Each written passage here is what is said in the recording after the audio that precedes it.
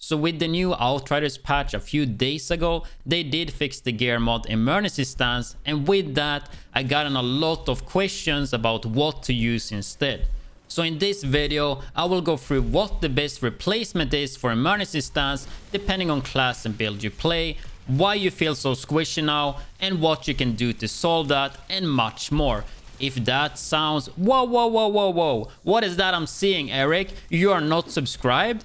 Don't be like Eric, guys, and hit that subscribe button so you don't miss that daily Outriders content. You can also probably find me live right now at twitch.tv/widdz.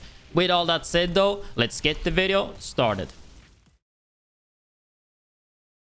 Alright, so I'm just gonna start off talking about emergency stance, like what happened to it and why it was so good before the patch hit. Emergency stance would give you the golem protection effect for 4 seconds whenever your health drops below 30%. The golem protection gives you 65% damage reduction overall, so that also works for anomaly damage and the normal bullets, so basically everything in the game. And the bug with this one, if you guys didn't know, is that when it procced, it used to stay forever. And even to that point where you could swap it away and you would still have the buff up all the time. So that was super game breaking, and that's also like one of the reasons why my build videos or videos overall is just not 1 minute videos with me just showing the gear, right? Because I do explain why I use the pieces, why they work so well and all that, just so you guys can understand when a patch happens, like why you actually felt so squishy 2-3 days ago when the patch happened. Anyway, that's why this one is so good. So we take a look before we go into what you could replace this with. I just want to quickly talk about the survivability, like armor in general. So armor does give you physical damage reduction. So basically anything physical you will take less damage against. That being like gun bullets, I think melee as well. And then you also do have resistance, which protects you against anomaly attacks and status effect damage. So that being like all of the skills they do, and yeah, toxic, bleed and burn and all that. And you probably noticed after the patch that anomaly damage and status effects are doing a lot of damage right now. I think it's worth to note as well that a lot of the status effect that you get inflicted by, you can actually get rid of almost all effects. And I actually did a video about this before the game launched, so I will put that video in the pinned comment if you want to learn how to actually remove all of the status effects. So I think that's worth to know, because only going armor will not save you from everything. So you would need resistance as well. I wouldn't say that you need resistance though. Like, I think armor is the most important thing, because a lot of the anomaly and status stuff you can avoid or just get rid of. But I think it was worth to cover this before we get into the stuff later on. And I guess something else in terms of survivability that's pretty damn good, and that is skill life leech and also weapon life leech. And skill life leech you can actually get on your gear, while weapon life leech you can only get on the weapons or from certain talents in the skill tree, or as a techno you just have it by default. I still think it's better that you get some armor and resistance instead of like just relying on life leech overall, but I think it's worth to note that life leech could definitely help you out quite a bit if you don't have much of it. And I think one that is really good for this, if we go to some weapon mods here, if you have a bleed build or can somehow put that together, I have covered this a lot before, you could use Thirst for Blood, which gives you 40% weapon life leech. And yeah, even if you have 0 weapon life leech, this will just give you 40% for 10 seconds when you kill something that's bleeding. There's multiple ways to get them bleeding. You could use like Wayne Ripper for crit shots to inflict bleed. You could use ultimate bleeding bullets on the gun, which Bulwark comes with, which you've probably seen if you played Trickster. And Bone Shrapnel as well makes them bleed. So there's a lot of ways to make that happen. Or there's also like a weapon mod that gives you weapon life leech for a kill, I think, 20%. Should be a tier 1 mod somewhere right here. Yeah, so you have a vampire that gives you 15% skill leech boost for a killing shot. Or you also have, I guess, the shield one here, which I wouldn't recommend. And SM Thieves also regenerates your health, pretty decent for survivability. And then also Ruler of Leeches. But I think most of these weapon mods are not worth the investment to use. There's just way better weapon mods you could use for straight damage, and it's better to put that on your gear pieces. But I thought it was worth mentioning. And I guess it's worth to mention as well that there's a thing called weakness in the game, which is a status effect. So that decreases the damage dealt by the enemy by 30% for 6 seconds by default. And this also gets affected by any status power that will increase that effect. Probably not the best way and nothing I would recommend, but there are certain skill tree talents and stuff you could use for that, which we will get into later, I guess.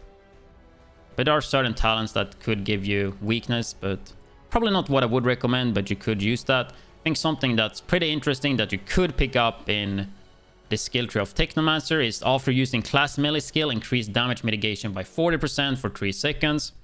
Which is really strong, but it's only for 3 seconds. If this was like 5 or 10 seconds, that would be actually really good, but that's not the case. But we're gonna get into a mod later that does benefit from melee, so maybe you could try this out, even though it's probably not optimal, but could be worth to test. But with that introduction out of the way, we're just gonna go into like the best mods I think you could replace emergency stance with. The way I do it on Technomancer and like the best way for a gun build is to run mitigation from diff. So killing enemies while aiming down sight grants 45,000 points of armor for 10 seconds. And this stacks up to 3 times. So that will give you like 140,000 armor on top of the one you have. So you're gonna almost reach 200,000 armor. And that will give you a lot of physical damage reduction. But of course you don't get resistance out of it. So I think in terms of any gun build, I would definitely recommend to do that. Maybe Trickster, maybe if you play Dev, or even like Pyro gun build, that's definitely the one I would go, and that should kind of be enough most of the time. If you feel like you want to have more survivability, and as a techno I feel like you can actually have 2 defensive mods, there are some other mods you can add as well. So we have a rejuvenation, which gives you 14,000 firepower, which is not too bad, not too good though, 7k AP, and also 41,000 armor bonus for 8 seconds whenever your health is replenished. So you're gonna have this uptime around 80%, maybe a bit less, but every time you heal, even weapon life leech, you will trigger this. Definitely not the best, but it is a mod that you could use if you have it. But something that I think could be a really nice addition with mitigation from diff, even though it's kind of overkill, but if you feel like you want to have more armor on top of that, you could use damage absorber, which just gives you a flat 52,000 armor and 10% resistance. So you could use those two together, even though I feel like mitigation from diff would be enough. But you also do have those times where you don't have 3 kills with mitigation from diff, which gonna leave you really vulnerable, and then you would always at least have damage absorber active. So definitely one that you could consider. I'm gonna go through a few more tier 2 mods that I think could work, and one of them that I haven't tested myself, but I think could be decent with some of the builds actually, and that is Diffuse. So sprinting increase your armor by 42,000 and resistance by 50%. So every time you sprint, which, I mean, with some builds you do that a lot, especially like Pyromancer, you get 50% resistance and 42,000 armor. So definitely I think this one could be worth the test if you want to have more resistance, so the status effect and anomaly damage won't hurt you as bad. We're gonna go in more into like Pyro, Trickster later on, what they can do. But for now we're gonna just go to the tier 3 mods. So Circle of Power is a pretty decent one if you're playing a skill build, if you want to increase your resistance. It stacks up to 3 times and it goes away every 7 seconds. So you need to have a build that uses a decent amount of skills. But if you use them a lot, you will have 45% resistance up most of the time. And I think on a Pyromancer build, even a Trickster build, this could work pretty good. So for example, on a Trickster, you would use mitigation from diff to get that armor. Also Circle of Power to get that resistance. So then you get the best of both worlds. And this also works with melee. So definitely good for Pyro and Trickster, I would say. Because Trickster, you will use the teleport, you will use the knives, pretty short cooldown. And then you could use melee as well if you want to keep this up. So definitely a mod I would recommend to test out. Then we also have Death's Door, which is definitely one that I want to test out. I have had some viewers that have tested this one and they actually like it a lot. So what it does is every time you do go below 35% HP, it will double your armor. So this is not a cooldown or anything. So just every time you're below 30% HP, it will just double your armor. And you have mitigation from diff with this. You will like increase it to what? From like 200k to almost like 400,000. Which means you shouldn't be able to die at all from physical damage. But of course, if you have 36% armor and you just get one-shotted, then you won't get anything else from this. And that's kind of the downside with having talents that get affected when it's 35 or like 30% of your HP. I would rather have this survivability all the time though, but I think this one would work really good in most cases. Another one talking about status effects is Purity, that reduces the duration of negative status by 75%. So if you are struggling with status effects, and you probably noticed that like Toxic is doing a lot of damage right now, and even Bleed and Burn, you could use this, but I think you don't need this, and it's kind of a wasted slot. I would rather learn how to actually get rid of the status effect. As I said, I made a video about that before, so just check that in the pinned comment. Then we also do have a life of the party. Incoming damage is reduced by 3% for each enemy in close range. So it could be pretty decent as a trickster, maybe even pyro, whatever you use close range.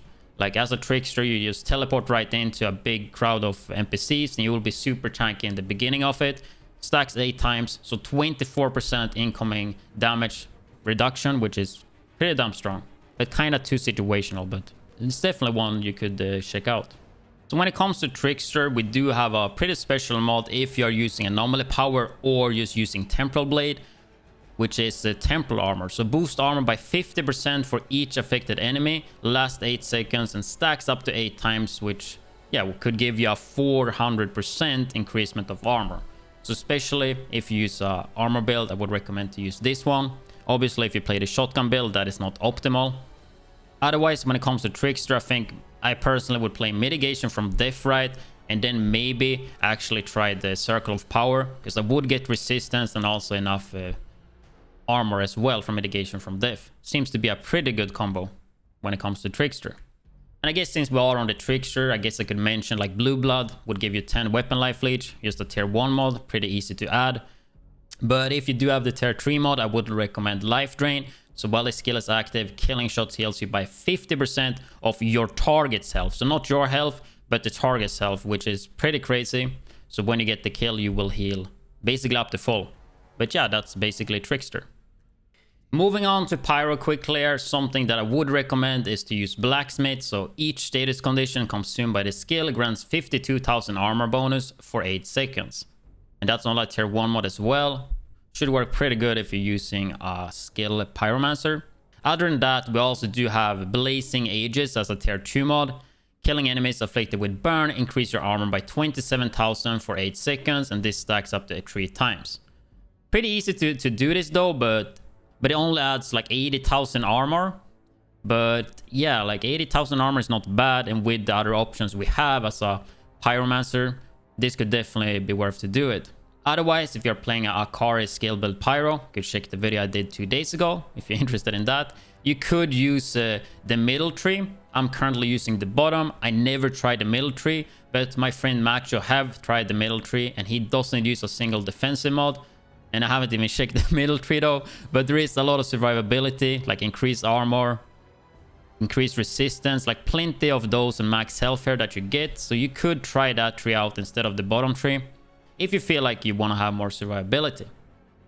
And then of course, as a Pyro, definitely use Phoenix Nestling now to get that extra life basically every 3 minutes.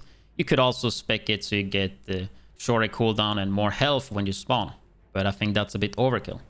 But I think that's gonna cover what you can play instead of Emergency Stance, what options you have and all that. And hopefully you did learn something from this. But in short, if you're playing a gun build, use Mitigation from Death, and that should give you enough survivability most of the time. But I think something really crucial that Emergency Stance did for a lot of us is that we played completely bananas. We didn't pay any attention to our positioning, and we just played super reckless.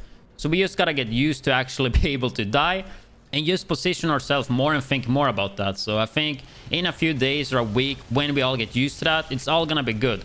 Because we were never supposed to be that tanky as we were with Emergency Stance. So yeah. Anyway, that's gonna be it for this video. I hope you guys found this video useful. And if you liked the video, make sure to like it. If you disliked it, dislike the video. And if you're interested in more daily videos like this for Outriders, then make sure you hit that subscribe button. I also do live stream on twitch.tv/widdz, and I'm pretty sure I'm live right now as you're watching this. So if you want to come and say hi or maybe have a question, make sure to tune in there. But with that said, I catch you guys on the stream or in the next video.